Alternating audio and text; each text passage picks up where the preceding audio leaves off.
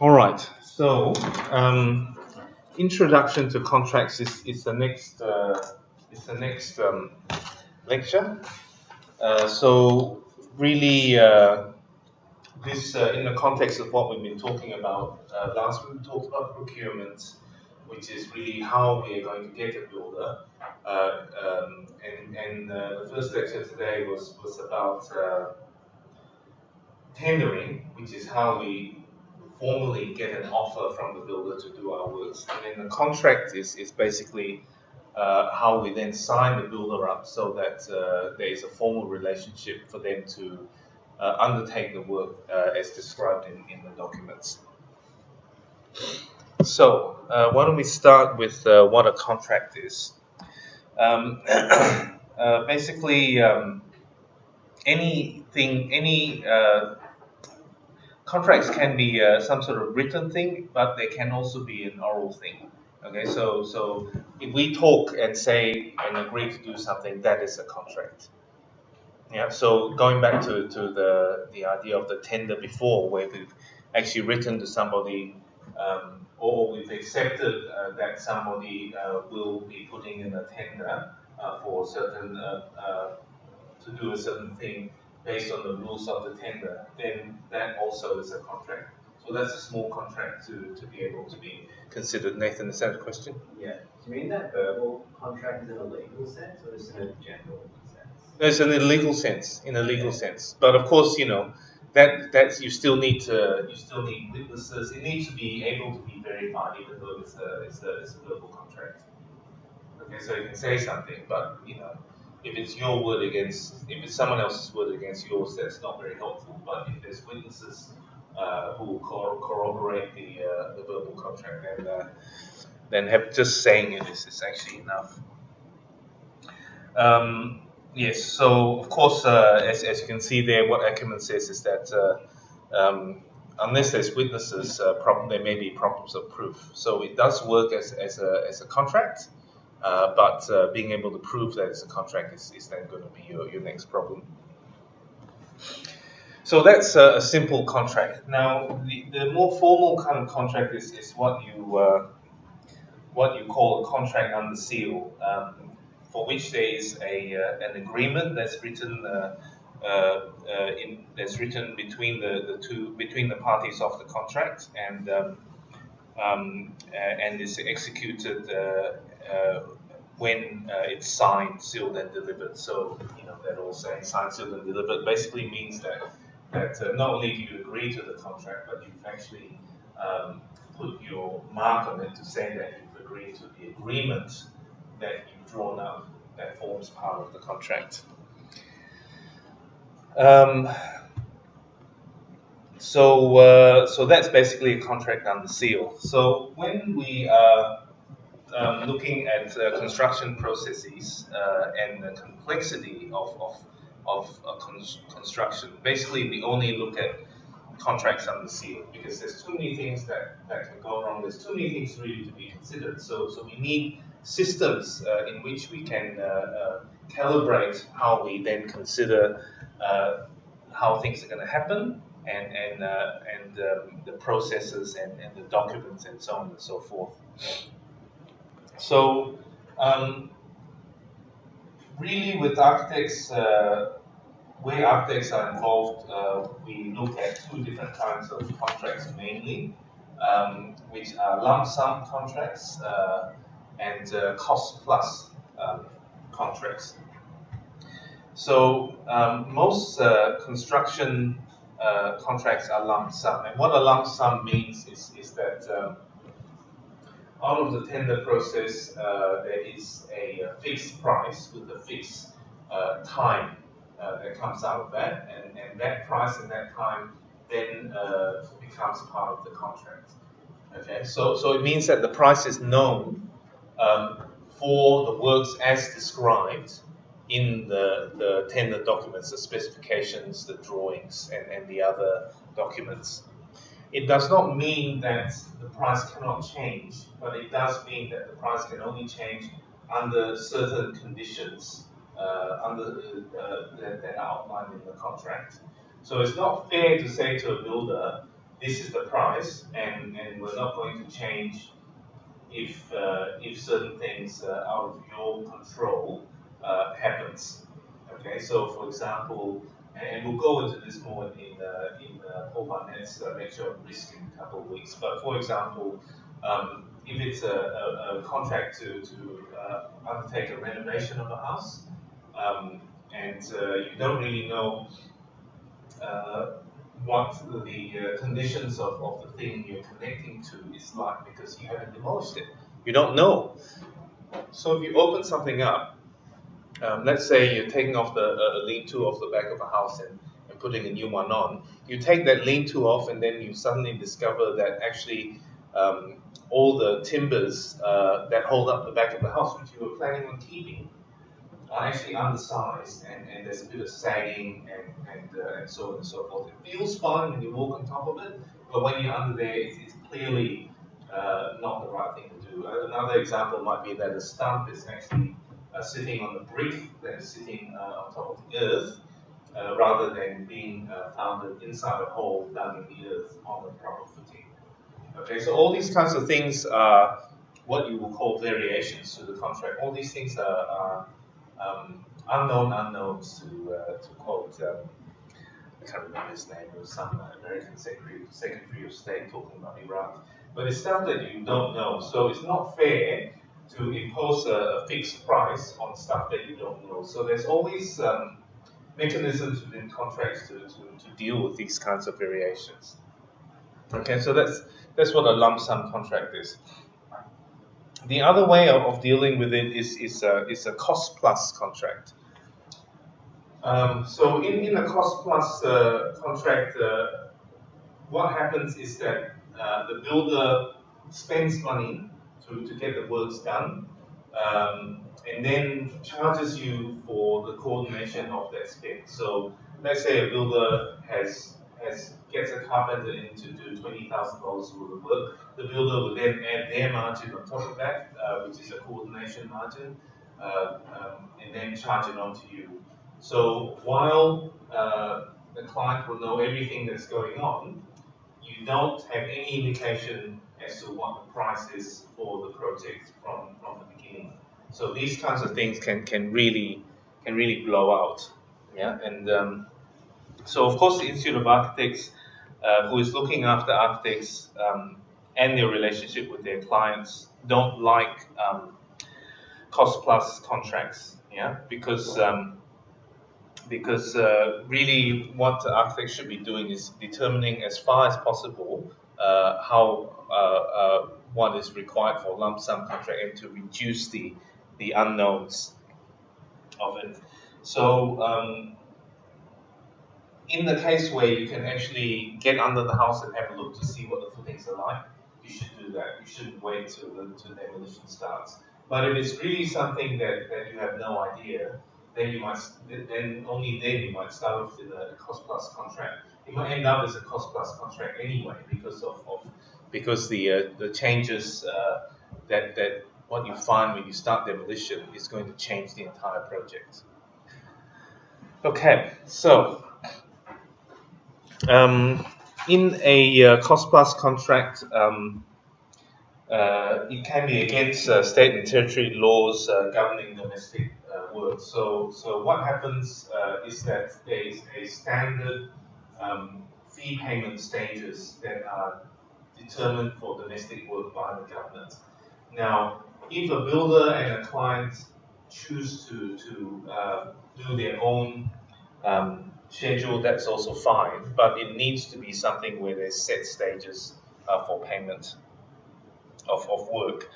The other thing is that cost plus contracts, all the risk is basically borne by the client, and you just have no idea where it's going to end. Okay, so the builder is fine. The builder just keeps doing his work, gets paid for all his work, everything that it does. There's no, he doesn't have to take any care. He just burns through what he needs to burn through. So you really need to be able to trust your builder to know that you're not being taken for a ride. Just wondering, in your experience, this is fairly common at the firm I work at, but wondering other reasons as to why people would, just because they don't have enough information or because they want to make decisions over a longer period of time, or I'm just wondering about Well, why. I mean, if a builder if a trusted builder is chosen for a project, and the client is part of that circle of trust, the clients may want to have a cost plus contract, because then they will know everything that is being spent. Okay, so you need an educated client who knows how to read all the invoices that are going to come in. Because what happens in a cost plus contract is that essentially the client or the client's agent, like the architect, will be given like 2 reams of A4 paper every month with every little thing, every little invoice for screws, for construction work, for hammers, everything, every little thing is you have to pay for. All right. So in every piece of paper is then logged by the builder, so that they can then put on their margin on it. So together with that, you get a huge spreadsheet or huge invoice which itemizes everything and shows the margin. And so the client or their stupid agent, the architect who agreed to do all this, then has to go through every single thing to check that it's correct.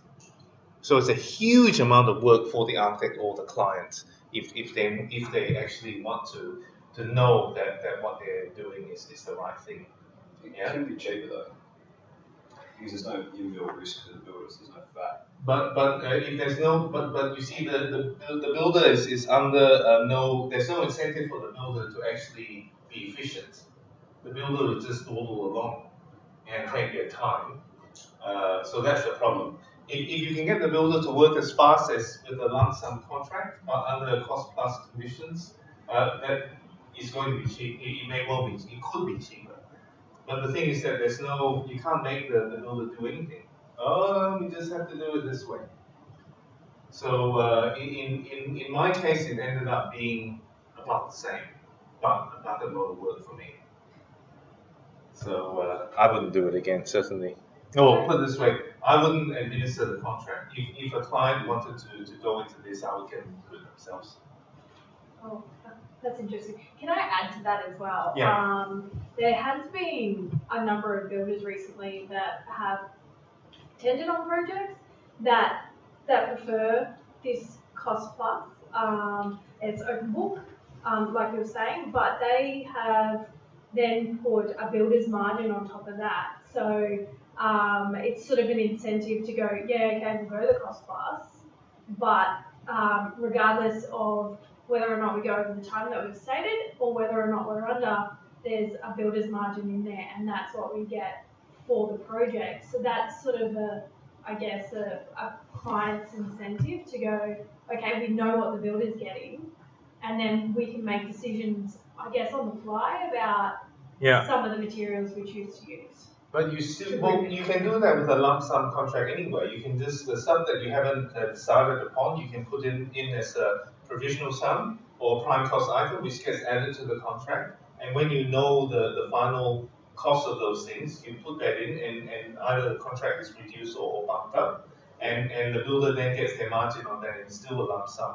You see, the problem is that if you have a builder who's gaming the system, then they can just work slower and they can in fact get paid more. So there has to be a level of trust between the builder and the client for this to happen. Now down here it says architect does not supervise or administer the contract. Certainly the reason for that is that architects there's a lot of time involved. Firstly, that's the main reason for me. But the other thing is that it's very risky, because if any dispute comes up, then there's no mechanisms for the architect to resolve the disputes in a cost plus contract. Now, having said that, ABIC does have a cost plus contract. Now, what ABIC is the Australian Building Industry what's it called? The Australian Building Industry Commission or corporation, I can't remember what it is, but essentially the ABIC contracts are contracts that are devised as a joint venture between the AIA, Australian Institute of Architects, and the Master Builders Association of Australia. Okay, so really there are contracts for this kind of stuff to happen, but it's really just there for people who really want to use it, and in the domestic situation it's really quite difficult to do, because there's laws that actually govern the fact that you need to have certain stages that need to be paid, rather than have an open-ended thing according to the domestic building of domestic buildings. So it can't be a house in other words. Are the ABIC contracts the ones that don't have a provision for architects who are superintendents? Thank you, Sienna. The ABIC contracts, and we'll get to that. The ABIC contracts, because they are devised by the AIA and the NBA, do have a provision for an architect to be the contract administrator or the superintendent of the works. So before we get to that, and before we get back to ABIC, this is basically how a contract is formed. Okay, so there's 12 points there. So the first thing is that an offer needs to be made. So through the form of a quotation or a tender, or forms like that, an offer needs to be made to do the work. Now that offer then needs to be accepted by the person to which the offer is made, meaning the client. The client then needs to accept the offer, and then they need to agree upon how they're actually going to do it, and of course in the form of a tender. This has already been decided upon, and then really the intention to create legal relations, that's just to agree on that they're going to sign a contract and what kind of contract it is. Then the legal capacity is really then the signing of the contract, the creation of an instrument for which the roles of the builder and the architect, the builder and the client, and sometimes the architect are defined. And in which case, obviously, consent is then given to undertake the work. So usually what happens in this case with any sort of construction work is that the property that is owned by the client is either partly or wholly given to the builder for the duration of the construction in order to do the construction. Okay, so in those cases, then the client forgoes their right to access the site for that period under certain conditions. Okay, and then of course it is then decided as to what the documents that make up the contract are, which we'll go into in a bit, but also really how one deals with problems. So no contract is most construction contracts actually have a mechanism by which one or both parties to the contract can actually finish the contract or walk away from the contract, and there's mechanisms to deal with all of those things. I mean, it's not good that you have a project half built, but that's a different issue. Of course, the terms of the contract is really about how long you have to be able to pay the bills that come in from the builder, how often the builder will bill you, and so on and so forth. But then it's also a promise to pay, right? The contract, whether it says it or not, once it has those things in there, it means that the client is going to promise to pay the invoices under the contract. And then, of course, there's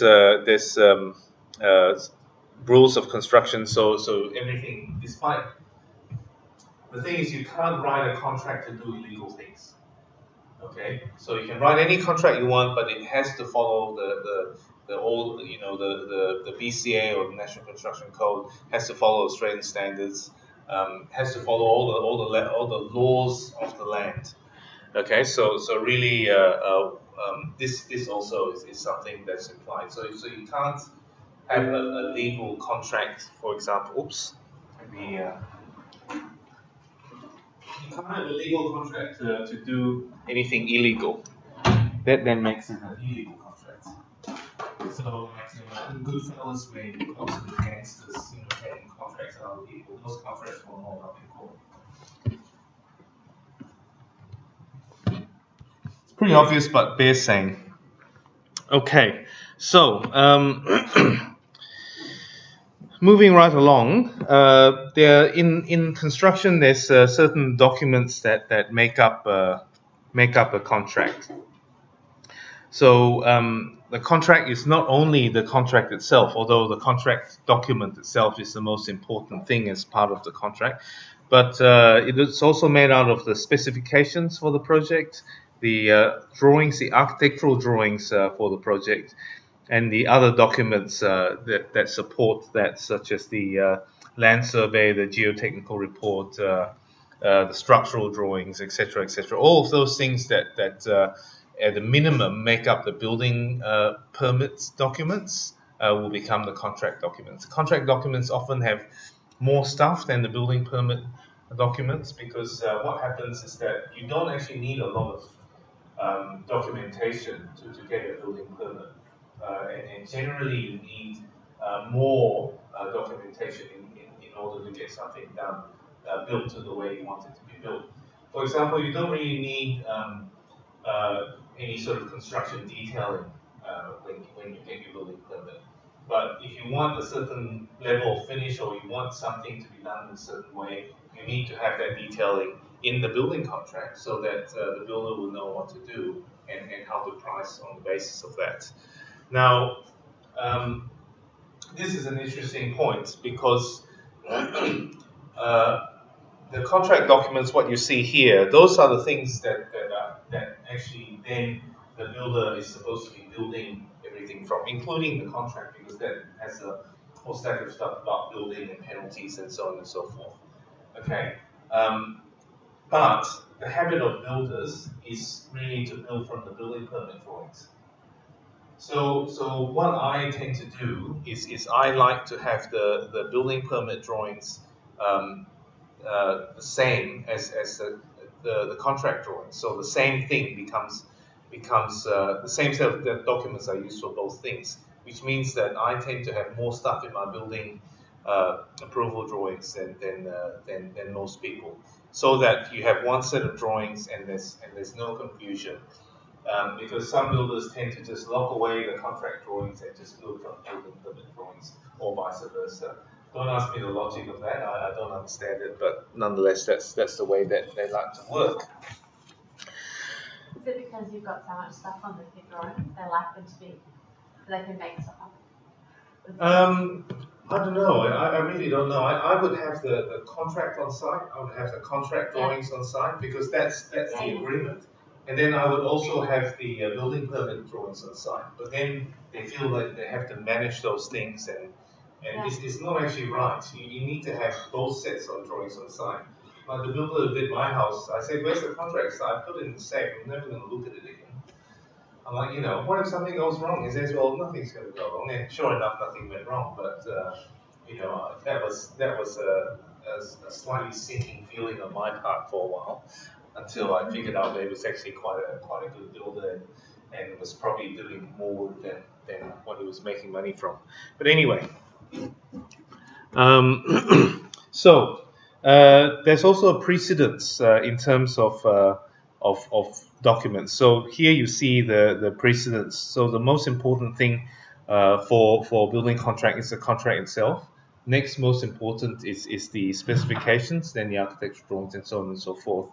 There's also a sub-order of documents. All right, so the architectural is the most important, then the structural, then the mechanical, then the electrical, then the hydraulic, then the landscape. So really, this is got to do with how much information is in each of those things, and also and also how each of those documents affect all the other documents. So you can see that the landscape drawings are not really going to affect the architectural very much, because by the time also that the landscape contractor gets in there, generally the building's already built. But you can see structural and architectural are really important because they relate to each other from a very early stage. The structural actually goes up before the architecturals, you can say, but you need the architecturals to know where to put all the structural stuff. And there's a bit more float in terms of the mechanical, electrical, and hydraulic. And you only really, that is only really important when you've got those consultants involved. I mean, we talked about it in a previous lecture where for domestic work, you don't generally have hydraulic or electrical or mechanical consultants. You generally have electricians and plumbers to do that kind of work for you. Now, just to go to the different types of contracts that are commonly used in construction, we've got the ABIC contracts, which I've spoken about, and there's a whole suite of them from lump sum down to cost plus, and in lump sum they have small works and more complicated works based on value, which I'll go to in a tick. The MBA, on top of that, the MBA also has its own contracts. So ABIC is done between AIA and MBA. Then MBA have their own contracts, and then the HIA have their own contracts as well. The Australian standards also have a contract, Australian standard contract, and then there's cost plus contracts, of which some of those also have specific forms. Now, ABIC, MBA, and HIA contracts are based on price. So if we look at the ABIC contracts, up to 50,000, we use the basic works contract. Up to $500,000, the simple works contract. And over $500,000, use the major works contract. And this kind of split according to construction costs is similar with the specific MBA and HIA contracts. Now, the main difference between the ABIC, HIA, and MBA contracts is that the architect is written into the ABIC contract as being the superintendent of works or the contract administrator. Okay, whereas in the MBA and the HIA contracts, the architect is not mentioned. Now, this does not mean that architects can't be included into those contracts, but they need to be physically written into those contracts and their role. Okay, so all you need to do really is to write in the fact that the architect is going to administer the contract on behalf of the client.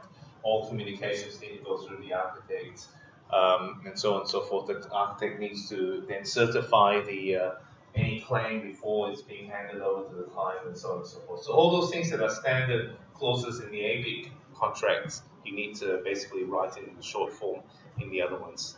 In regards to the logbook and the contracts and administering those, when it's written into the MBA one, you can then class that towards your logbook?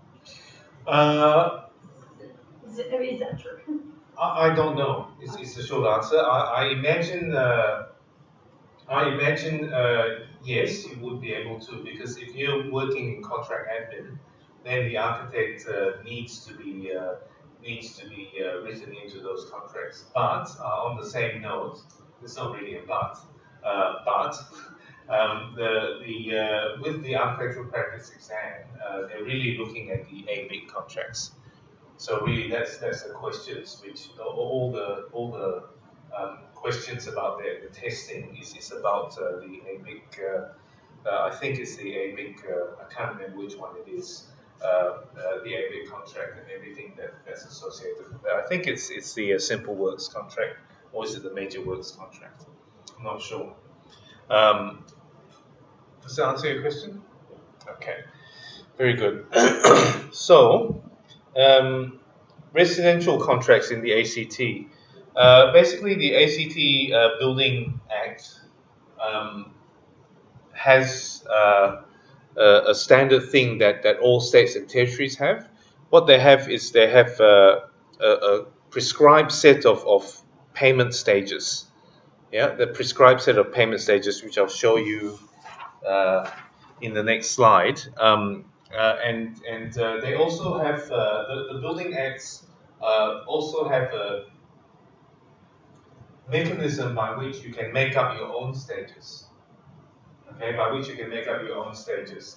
And the thing is that to be able to be legal, any sort of contract for residential buildings need to follow these stages or follow the way to devise other stages.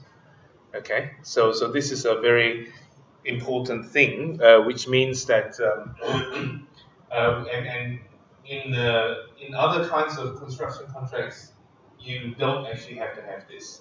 You can actually just have one stage if you like, or a million stages. It doesn't really matter.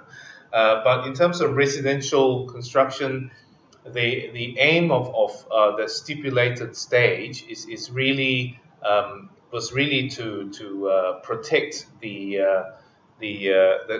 client, the home buyer, if you like, or the person who's actually commissioning the works. Okay, so it presumes that the person who's buying the house or getting the house built or renovation done doesn't actually know anything about construction, and they need to be protected. So if we look at this, and I'm going to come back to this diagram in a little bit. This is a little Excel file that I've done here, but this is basically the standard stages that you've got here. So 10% deposit on signing of the contract, and then there's the base stage, the frame stage, lockup, fixing, and practical completion stage. So those are the standard stages, which are pretty much the same across the country in every state and territory. So what it means is that it's sort of divided up over evenly. So you're not actually paying 100% up front. You're actually paying in various stages. Now, what this requires is it does require the builder to have financing for this, because really, if you get 10% deposit, what you're going to need to do with that 10% is really be able to fund the next two stages, because then it doesn't go stage by stage. You do kind of everything together to a certain extent. So what that means is that they will actually need more than 10% to start the job, although and they can't actually claim anything until they finish the base stage, which could be ages, right? Which is everything underneath the floor and underneath the ground. So this is to protect the client and make sure the client doesn't lose too much money if anything goes wrong. But it also makes everything more expensive, because the builder then needs to be able to have financing to be able to afford to buy materials and pay for labor and do all that stuff that he or she needs to do until the time it comes to the next building stage. So that is fine. With big corporations that do thousands of houses every year, they actually have all that set up, and the economies of scale means that they can build it into the price, and they've got enough of a bucket load of money to be able to deal with all these things easily, and then they have an ongoing relationship with their financial institution, which allows them to then have a line of credit and blah blah blah blah blah and so on and so forth. So the problem comes with smaller builders, and many domestic buildings are built by these smaller builders. All right, and these guys are generally one-man operations. they become a builder by getting the Cert 4, by doing an apprenticeship or what have you. And they don't generally have the same kind of ability to have financing like the bigger builders. So what these guys like to do is that they like to actually build more in the beginning so that they have a pool of money by which they can fund the next stage. So in this case, then this is something that needs to be agreed between the client and the builder, and is allowable under the Building Act.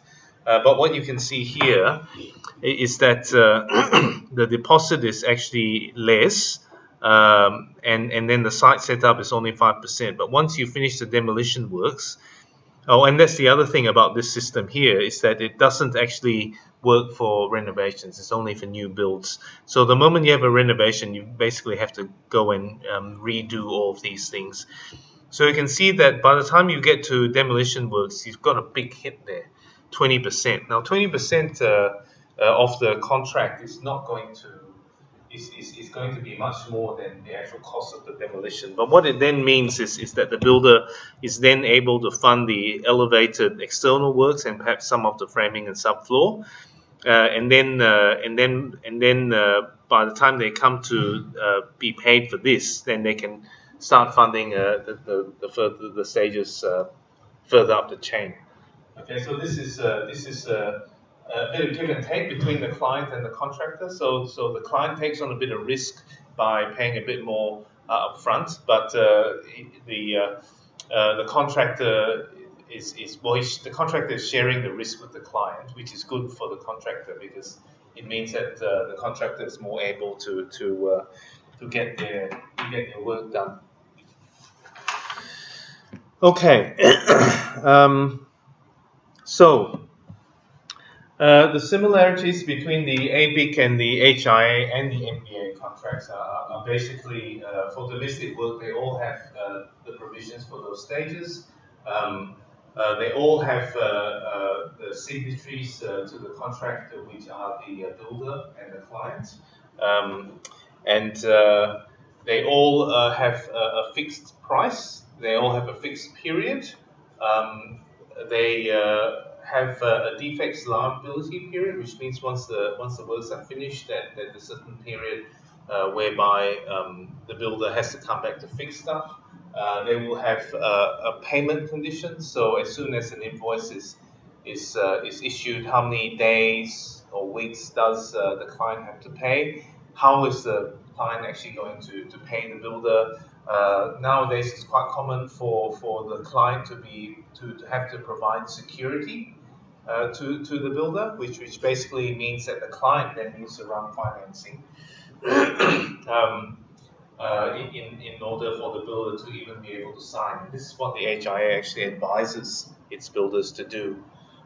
It also has provisions for when something goes wrong. So it has provisions for dispute resolution, and it has also provisions for liquidated damages. Okay, so liquidated damages, and this goes both ways. Okay, so liquidated damages are basically costs that one party will have to pay to the other should the construction go longer because of the fault of the first party. So in other words, if the builder can't finish the project on time and within the allowable extensions, of course contracts always have things that are allowable. So if you have bad weather and outside work, then you can get an extension for the bad days. Yeah, that gets added on to the period of the contract. But if a builder goes over those allowable days for things that are not agreed upon by the client, so you can imagine if the client wants extra work, wants a variation to the contract period changes. So if you go over anything, if you go over that agreed upon period, then the builder is liable to pay the client's liquidated damages. And what in this case in the domestic world, but everywhere, I guess, really what it is that it is stopping the client from moving into the property. Therefore, they need to pay rent elsewhere. So in the domestic world, it's generally a weekly rate that's based on rent that the client still has to pay. And of course, this happens the other way as well. So if it's a delay caused by the client that has not been agreed upon, for example, the client is very slow in paying the bill and therefore the job cannot progress, then the builder oh, my English is gone. Then the builder, then the client has to pay liquidated damages to the builder, and that's generally in terms of a percentage of the sum that's outstanding. This is always about money. Okay, so these are standard things about contracts. What happens when how things are supposed to happen, how much it's going to cost, how long it's going to take. What happens when you don't agree? How do you break the contract? How do you agree to break the contract? What happens when you don't break the contract but something goes wrong? Who's going to pay what, etc., etc. Part of this also is, as I mentioned before, that the site is actually given over to the builder, and so the builder is protected by the contract and being able to do his work without the client coming on site every 5 minutes and ordering people around. So most of the things you see on Grand Designs is not a standard building contract. So what are the differences between the ABIC small works contract for houses and the HIA alterations and additions contract? Well, as we know, the architect is written into the ABIC contract as the contract administrator or superintendent of works. The philosophy of the ABIC contract is to protect the client or the owner, whereas the HIA contract is written to protect the builder. Okay. They have different claims and payment procedures. So because there's no architect written into the HIA contract, the periods are all shorter in terms of payment of invoices, and there's no certification process. So if you have an HIA contract for which there's no architect written into it, the moment you're given an invoice, you have a certain amount of time to pay it. And you, as the client, need to go and assess whether the works have been done or not. Okay, and quite often clients for these kinds of things are not educated as to this and are not able to do it. Whereas with the ABIC contract is a procedure written in for the architect. So what has to happen is the builder makes a claim. There's a period of time for which the architect then should be assessing the claim by. And then once the claim is assessed and certified, then there's a certain amount of time for the client to pay. So you can see with the ABIC contract, everything takes a bit longer. As they say, time is money. So what happens with builders who use the ABIC contract is generally the contract costs will charge a bit more because everything takes a bit longer to do. The two contracts also have different attitudes towards a defect liability period. So the defect liability period for the HIA contract is much shorter than the defect liability period for the ABIC contract. And there's also different completion and final claim procedures, which has to do with retention. Oh God, sorry. Which I will get to in a little bit in terms of retention. The ABIC contract includes a series of pro formas, meaning includes a series of standard form communications that are to be used between all parties written into the contract, whereas the HIA contract does not. So really with the ABIC contract, which is the architect's contract, the builders need to write their invoices in certain ways, which is different to the way that the HIA writes it. So the way the HIA writes it is just like you're buying a car, right? The way the ABIC contracts go is that you have to basically you have to make a claim you have to make a claim rather than send in an invoice. And the difference is that that claim then needs to be certified by the contract administrator before it is paid.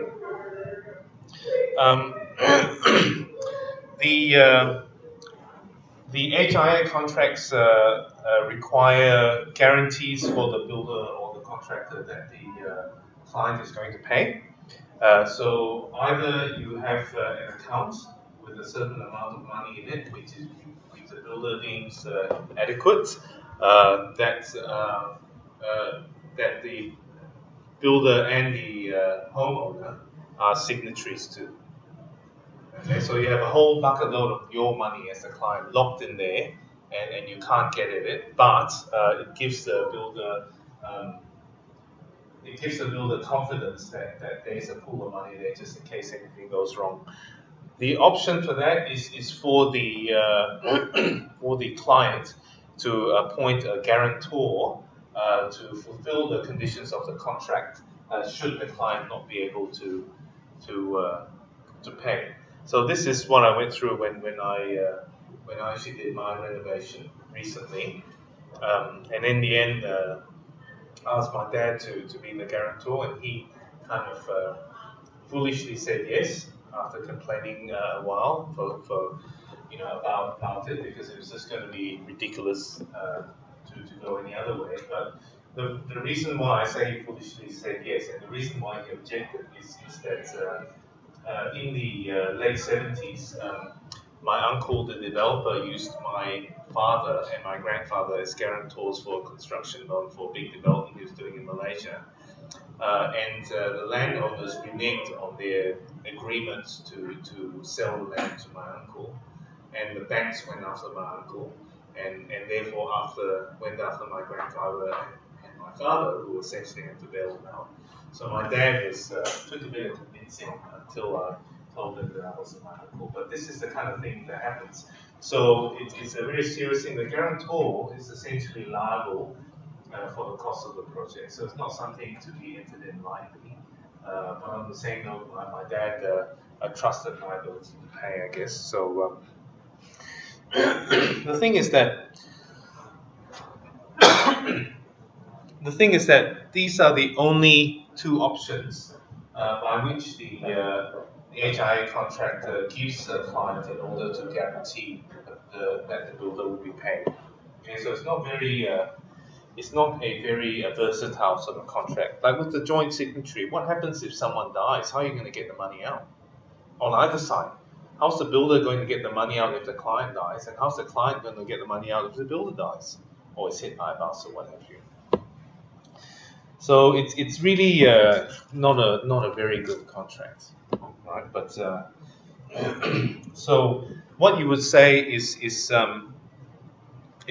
so in that case, why doesn't everybody just use the ABIC contract? Because the ABIC small works house contract actually is actually protecting the house owner. Okay, so there's basically the builder needs to provide an unconditional guarantee of 5% of the contract costs to make sure that they have money there to build the house, and on top of that, 5% of every claim is retained by the client from that claim. Okay, so that's why it's not an invoice, because an invoice you actually have to pay the entire amount of the invoice, whereas a claim basically you can actually pay, you can actually retain money from that, and that 5% of cash retention. Oops. That 5% retention, both of these things are guaranteed, so you choose one or the other, right? And there's no option for other guarantees. So you can see here that it's very clearly privileging the client over the builder.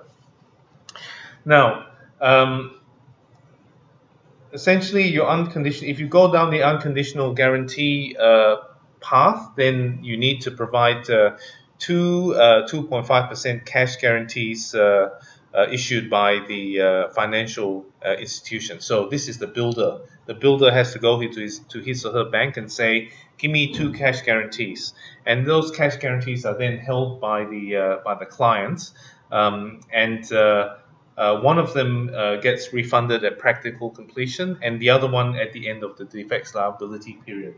So with the HIA contract, at practical completion, or when the certificate of occupancy is issued, the client is liable to pay out the whole amount of the contract, to the builder. So basically, you have the contract to make the builder come back and fix problems, but you can see there's no hold over the builder except for the contract. Whereas in the ABIC contract, you've actually got a cash guarantee or cash retention to basically hold over them so that they'll come back and do things until the end of the defects liability period.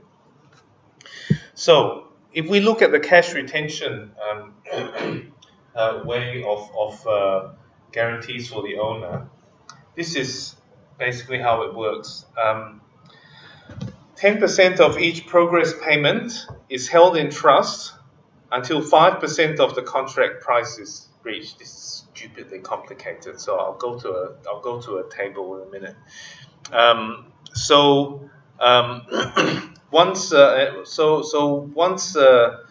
Once you've got basically your 5% of the contract price, so this may happen. This will happen before you get to the end. That's what you're holding over the builder to get stuff done. And then when you have practical completion, it's the same as the guarantee. 2.5% of that retention plus the interest made on that money, if it's put into an interest, or it must be put in an interest-bearing account, then gets released back to the builder, right? And at the end of the defects liability period, generally 6 months, the builder then gets their last 2.5%. So what that means is that you've always got the builder's money, and they have to come back to fix things. So you really don't trust the builder in this contract. And in the HIA contract, you really don't trust the client. Yes, Sienna? Is there any scope in that, because obviously you wouldn't be getting that much interest, but for builders to take their time to get that 2.5% so that they get interest or anything like that? There's no No, they can't take their time because all the periods are stipulated in the contract. Okay, sure. Yeah. Okay. And in terms of cost, what builders usually do when you go through the cash retention system is that they will jack up the price to cover the interest that they have to pay on the 5% that they don't have. Right. Okay, sure. Yeah. So these kinds of contracts are generally more expensive for the clients than the HIA contracts, although they give more protection for the clients. Sure. It's a form of guarantee that the domestic project will be completed. Now, the builders have successfully argued with me about why we need that guarantee, because really there is already a state-run domestic guarantee insurance that all builders have to take out when someone undertakes a domestic project. So but the thing is that that means that there's 2 guarantees. You see, so you've got this cash guarantee as well as the state-run guarantee, plus the client is paying more money. So you really got to see how that works. And if it's a big project where there's a lot at stake, certainly I think this is a good system. And but for myself, I've generally I generally go with the HIA contract purely because the builder, at the scale of work that I do, which is renovations and houses, the builders refuse to use this contract. If you want to use this contract, go and find another builder. So what do? So then you use the HIA contract to write yourself into the contract as best you can. You don't have this retention system, and you rely much more on the contract. So the problem with that for architects is that they need to be need to put things in terms which will hold up in court because they're writing themselves into the contract. Can I just ask you a question about the plus interest on Yeah. that? If you're taking out a construction loan and going down this path, and you're retaining that 5%, there's then no interest really generated because. It needs to be put in a separate account. So it still needs to be then withdrawn, and then you're retaining that. In a separate account held in or trust. the clients are retaining that. Yeah. In a separate trust. Yeah. Okay. In a separate account held in trust. So it's a complicated beast of a thing. So we go back to this. Basically, I've got a table here where if you've got a 2% interest rate, then this is what you will actually earn. And then the interest earning period is like a year and a half. Let's say defects liability period is half a year. Contract period is 1 year. What am I doing? And the original contract value then is this amount here. So if we go down to the stages, okay, when the deposit is paid, basically on a contract value of 500,000, 10% deposit is 50,000. The retention will be 10%, which is $5,000. So this is what you pay to the contractor. The next stage, the base stage, you take another 10%, which means that you've got which is that amount, and you keep taking out 10% out of every stage until you get to the 25,000 amount, which is the 5% retention. Okay, and then so you can see for the last two stages here, you are no longer taking out any retention because you've already taken out everything that you need to take out.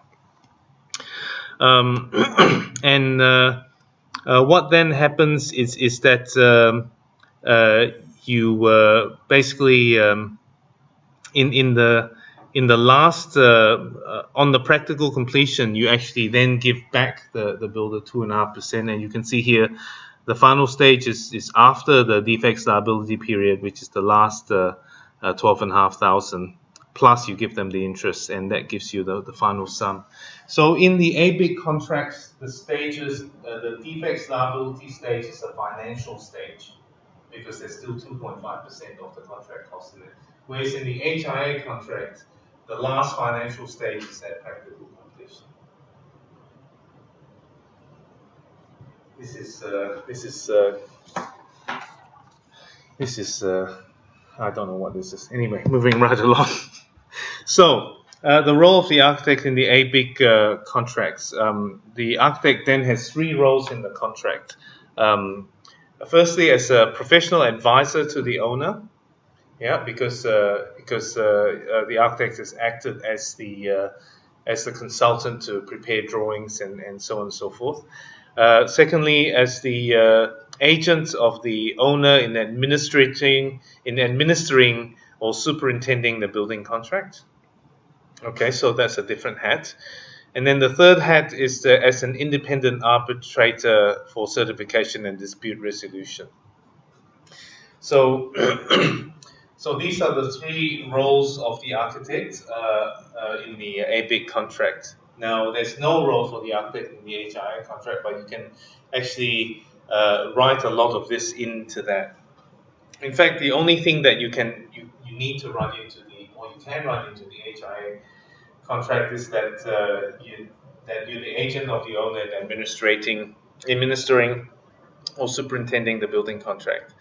Okay, so what most builders would say about this is how can you be an independent arbiter for dispute resolution when you're actually trying to be fair to someone who's paying you. So in other words, it's a conflict of interest. It's the builder who says it's a conflict of interest. So it is only our code of conduct, the architect's code of conduct, that's the only thing we have standing between us and the claims of the builders. They might not say it, but they certainly feel it. Okay, so this is not necessarily a problem, but we need to understand that that this may be a feeling that comes up, which is why we need to be on very good relations with the builder as well as the client, so that we can actually act in a fair and balanced way. So. The other roles of the architect in the ABIC contract, of course, dispute resolution. What you also need to do is to basically certify the progress claims made by the builder. So you need to go and have a look. You need to go on site, see that the builder's actually done what the builder says that they have done, and then certify that you have that they have done what they've said they have done. Oh, it's getting late, isn't it? Then you have to work out all the paperwork in the standard forms, and I'll go through all these forms when we do the lecture on the role of the architect during construction. So you have to basically know how to count, know the complicated steps and stages in which to take out money and how much. Then basically you have to tell the builder, okay, this is all good, please invoice us for this amount, which is the claim minus 5% or 10%, whatever it is. So then the builder issues an invoice, which is then passed on to the client for payment. Now, this is progress claims, but also this needs to happen. There's a repetition. That's a miss, isn't it? Because number 2 and number 5 are the same, so you can disregard one of them. Number 6 is really a big stage, because that is the point by which the state or the territory will issue a certificate of occupancy, which means that the client can then move into the building. So that's the second last stage under the ABIC contract, and then the last stage is, of course, to finish everything off at the end of the defects liability period. So what the architect needs to do is to list all the defects and decide on which ones are reasonable for the builder to have to fix, and which ones are just normal wear and tear by the client, and then make sure that all those things that the builder needs to fix are fixed before then telling the builder that they can lodge the final claim. Okay. Are there any questions about this arcane and complicated thing that you guys all have to do if you want to go down the registration path? Yes, thank you. Are cost-plus contracts legal everywhere except Canada? Cost-plus contracts are legal everywhere, but not in domestic construction. Yeah, so because domestic construction is covered by the Building Act, and the law says that for houses or domestic or residential construction, you must have stages, you can't have cost-plus. But if you want to do any other class of building, so factories, shopping centers, airports, any other type of building, you can have a cost-plus contract. It's just residential buildings. Over a certain value residential? We're doing one this apartment, right?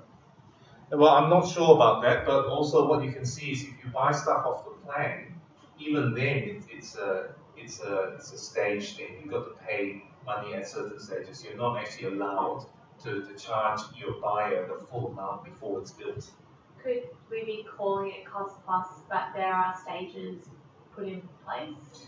Okay, stages in cost plus are really not stages. They're more like periods by which invoices will be tendered to the client. Right. Okay, so you can say that they are monthly, they are 6 weekly, they can be based on value. Yeah. So there's various ways of doing it, but really the principle is that you don't know when. You either don't know when the bill is coming, or you don't know how much the bill is going to be.